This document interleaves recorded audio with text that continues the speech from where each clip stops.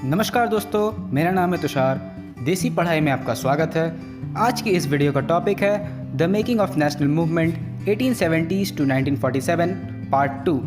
इसके पिछले वीडियो में मैंने इस चैप्टर का introduction that is the emergence of nationalism discuss किया था। आज के इस वीडियो में a nation in the making से शुरुआत करेंगे। तो चलिए शुरू करते हैं।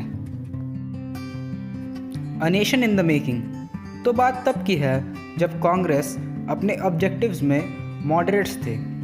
मॉडरेट्स मतलब वो उतना प्रेशर ब्रिटिश गवर्नमेंट पर नहीं बनाते थे।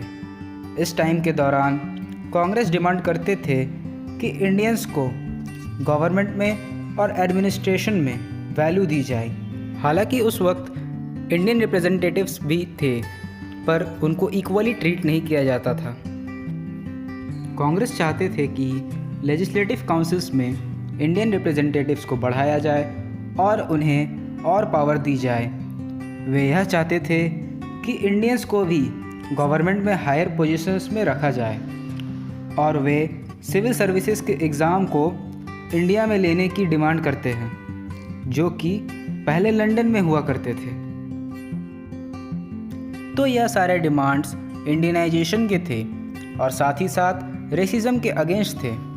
ब्रिटिशर्स के टाइम पे गवर्नमेंट में जितनी भी हायर पोजीशंस के जॉब्स थे वे सारे वाइट्स के द्वारा मोनोपोलाइज्ड थे और ब्रिटिशर्स यह सोचते थे कि इंडियंस यह सारे रिस्पॉन्सिबिलिटीज़ के लायक नहीं हैं। ब्रिटिशर्स अपने मैक्सिमम सैलरी को अपने ससुराल यानी कि इंग्लैंड भिजवा देते थे। सैया छेड़ देवे ननद चुटकी लेवे ससुराल गेंदा फूल।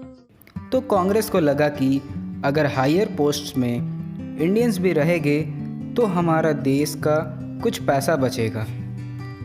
कांग्रेस के कुछ अदर डिमांड्स भी थे, जैसे separation of judiciary from the executive, arms act को वापस लेना एंड हमें freedom of speech and expression देना।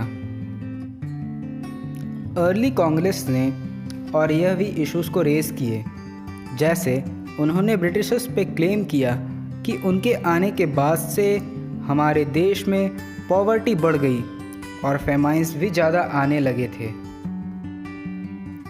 लैंड रेवेन्यू के इंक्रीज़ के वजह से किसान और ज़मींदार दोनों की हालत ख़राब हो गई। मैक्सिमम ग्रेन जो इंडिया में प्रोड्यूस होती थी उसे इंग्लैंड भेज दिया जाता था, जिससे हमारे देश में फूड शॉर्टेज हो गई। यह प्रॉब्लम्स की वजह से कांग्रेस ने रेवेन्यू कम करने, मिलिट्री एक्सपेंडिचर को कम करने और इरिगेशन के फंड्स को बढ़ाने की डिमांड की। कांग्रेस ने एक बहुत इम्पॉर्टेंट इशू पे बात उठाया, नमक पे से टैक्स को हटाना। नमक एक ऐसा इंग्रेडिएंट है जो सब यूज़ करते हैं, पर अंग्रेज़ इतने बेशर्म थे कि उन्होंने नमक पे भी टैक्स लगा दिया था। कांग्रेस ने गरीबों के लिए भी डिमांड्स किया, जैसे treatment of Indian labours abroad, Indian labours जो बाहर काम कर रहे थे उनके भलाई के लिए, और जो सफरिंग सहना पड़ रहा था फॉरेस्ट में रहने वाले लोगों को फॉरेस्ट एडमिनिस्ट्रेशन की वजह से, उनके लिए भी कांग्रेस ने आवाज़ उठाया।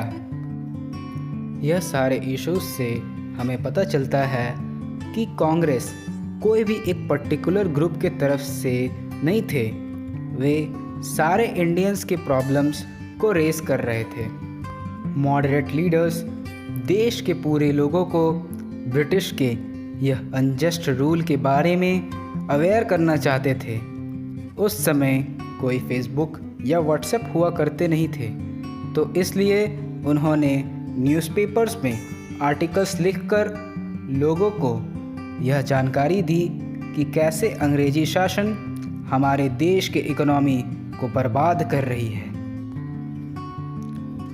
वे जगह जगह पर स्पीच देते थे और अंग्रेजी शासन को क्रिटिसाइज़ करते थे। फिर उनके रिप्रेजेंटेटिव्स भी देश भर में उनके ऑब्जेक्टिव्स को लोगों तक पहुंचाते थे। कांग्रेस यह सोचते थे कि ब्रिटिशर्स की अपनी रिस्पेक्ट है और अपने रिस्पेक्ट को बचाने के लिए वे इंडियंस के डिमांड्स को पूरा करेंगे। बस ज़रूरत थी कि इन डिमांड्स को एक्सप्रेस किया जाए और गवर्नमेंट को इंडियंस के फीलिंग्स के बारे में अवेयर किया जाए। तो भाइयों, आज की इस वीडियो में सिर्फ इतना ही। आशा करता हूँ कि आपको वीडियो पसंद आई होगी। आगे की टॉपिक्स पर वीडियो आपको मिलेगी अगले एपिसोड में। I have you now.